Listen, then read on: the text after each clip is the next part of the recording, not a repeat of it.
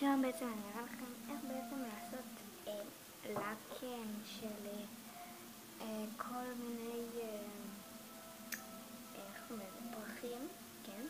בשביל זה תצטרכו לק אדום, לק צהוב, לק פרנץ' לבן, לק שקוף ומנקד. אוקיי, אז בואו נתחיל. לקחתי את הלק האדום ומרחתי על הציפורניים מלבד הקמיצה. אחר כך לקחתי את הלק הצהוב ואני שמתי שתי שכבות של לק צהוב. אחרי שמרחתי שתי שכבות אני מחכה שזה יתייבש.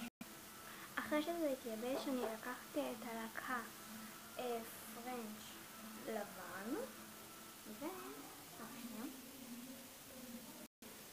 ואני פשוט עושה עלי כותרת, פשוט ככה.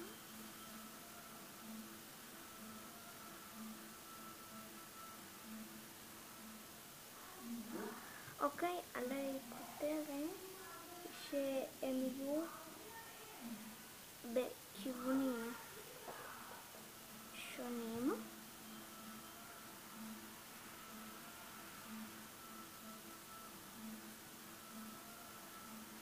אוקיי, ואני צובעת גם בפנים, אוקיי? ואני עושה אותו קטן, פשוט לקחת מטפטפת על הנייר לק אדום ואני אעשה כאן נקודה,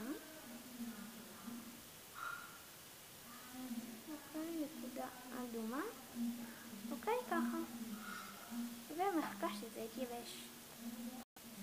וככה זה בעצם נראה. אני מאוד מאוד מקווה שנהנתם מהסרטון.